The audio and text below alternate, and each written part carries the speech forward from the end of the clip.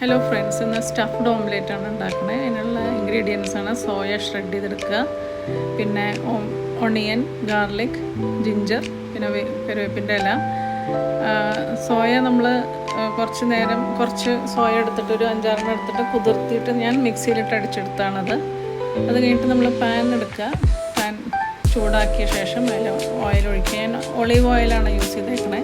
അതിലേക്ക് നമ്മൾ ഇഞ്ചിയും ഗാർലിക്കും പിന്നെ ഒണിയൻ ആൻഡ് ഓൾസോ കറിവേപ്പിൻ്റെ ഇല ഇട്ടിട്ട് നന്നായിട്ടത് സോട്ടേ ചെയ്തെടുക്കണം. അതിലേക്ക് എന്നിട്ട് നമ്മൾ സ്പൈസി ചിക്കൻ മസാല കുറച്ച് ഉപ്പും ആഡ് ചെയ്തിട്ട് നന്നായിട്ട് അതൊന്ന് നമ്മൾ വഴറ്റിയെടുക്കണം.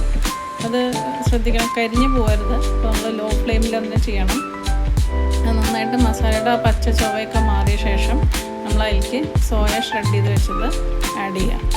ആഡ് ചെയ്തിട്ട് നന്നായിട്ടത് ചേർക്കണം. അതിലേക്ക് സോയ ഞാൻ നേരത്തെ തന്നെ ഒരു 5-6 എടുത്തിട്ട് ഞാൻ വെള്ളത്തിൽ കുതിർത്തി വെച്ചിട്ട് ഒരു 10 മിനിറ്റ് എന്നിട്ട് ഞാൻ മിക്സിയിൽ അടിച്ചെടുത്തിട്ടുണ്ടായിരുന്നു.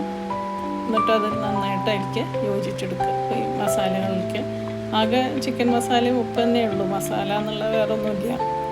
അതിലേക്ക് നന്നായിട്ട് നമ്മൾ വേണമെങ്കിൽ ഗരം മസാല യൂസ് ചെയ്യാം. അപ്പോൾ നമ്മൾ കുറച്ച് ചില്ലി പൗഡറും ടർമറിക്കും വേണമെങ്കിൽ അപ്പോൾ യൂസ് ചെയ്യാം.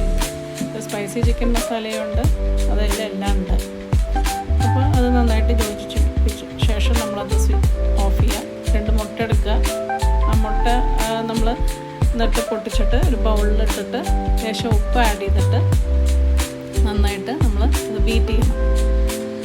ഒരു ഓംലേറ്റ് എത്രത്തോളം ഫ്ലഫി ആവണം എന്ന് നമുക്ക് ആഗ്രഹിക്കുന്നുണ്ടെങ്കിൽ നമ്മൾ എഗ്സ് നന്നായിട്ട് ബീറ്റ് ചെയ്യണം. നല്ലോണം ബീറ്റ് ചെയ്ത് നന്നായിട്ട് അതിനെ അത് എത്രത്തോളം ബീറ്റ് ചെയ്യണോ അത്രയും നല്ലൊരു ഫ്ലഫി നല്ല കൺസിസ്റ്റൻസി കിട്ടും. നമുക്ക് സോഫ്റ്റ് കൺസിസ്റ്റൻസി ഓംലേറ്റിന് കിട്ടും, ഫ്ലഫി ആയിട്ടുള്ള ഓംലേറ്റ് കിട്ടും. ഞാൻ ഓംലേറ്റ് ഉണ്ടാക്കാനായിട്ട് യൂസ് ചെയ്യുന്നത് ഹോം മെയ്ഡ് ബട്ടറാണ്. ബട്ടർ വേണമെങ്കിൽ യൂസ് ചെയ്യാം, നമുക്ക് വേണമെങ്കിൽ ഓയിൽ യൂസ് ചെയ്യാം, എന്ത് വേണമെങ്കിൽ യൂസ് ചെയ്യാം. ഓംലേറ്റ് ഉണ്ടാക്കാൻ ഞാൻ യൂസ് ചെയ്യുന്നത് കുറച്ച് ബട്ടറാണ്. ഞാനെല്ലാം കുറച്ചായി എടുക്കുള്ളൂ. എന്ന് വെച്ചാൽ ഇതൊരു ഹെൽത്തി സ്നാക്ക് എന്നുള്ള രീതിയിൽ ഓയിൽസ് കുറവായിക്കോട്ടെ എന്നുള്ളതാണ്. എഗ്സ് വളരെ ന്യൂട്രീഷ്യസ് ആണ്, പിന്നെ സോയയും പ്രോട്ടീനാണ്. അപ്പോൾ കാർബോഹൈഡ്രേറ്റ്സ് അവോയ്ഡ് ചെയ്തിട്ട് പ്രോട്ടീൻ മീൽ കഴിക്കണം എന്നുള്ളവർക്ക് ഇത് വളരെ നല്ലൊരു ഓപ്ഷനാണ്. അപ്പോൾ നമ്മൾ ബീറ്റ് ചെയ്ത് വെച്ച മുട്ടയിലേക്ക് ഒഴിച്ചു ഓംലേറ്റ് ആവും. അപ്പോൾ അത് മോൾ ഭാഗം മൊത്തം ഫുൾ വേവണ്ട, ഇങ്ങനെ ഒരു കൺസിസ്റ്റൻസിയിൽ വേണം. താഴെ നന്നായിട്ട് വെന്ത് കാണും. അപ്പോൾ എന്നുവെച്ചാൽ നമുക്കിതിലേക്ക് നമ്മൾ ഉണ്ടാക്കി വെച്ച സോയയുടെ മസാല നമ്മൾ ഉണ്ടാക്കിയിട്ടുണ്ടായിരുന്നു. അത് നമുക്ക് കുറേശ്ശെ അതിലേക്ക് ഇട്ട് കൊടുക്കാം. അതിലേക്ക് ഫുള്ളായിട്ട് ഇട്ട ശേഷം നമ്മളതിനെ പതുക്കെ ഓംലേറ്റ് ഫോൾഡ് ചെയ്യാം. അങ്ങനെ ഫോൾഡ് ചെയ്ത് അതിൻ്റെ ഉള്ളിലാണല്ലോ സ്റ്റഫിങ്.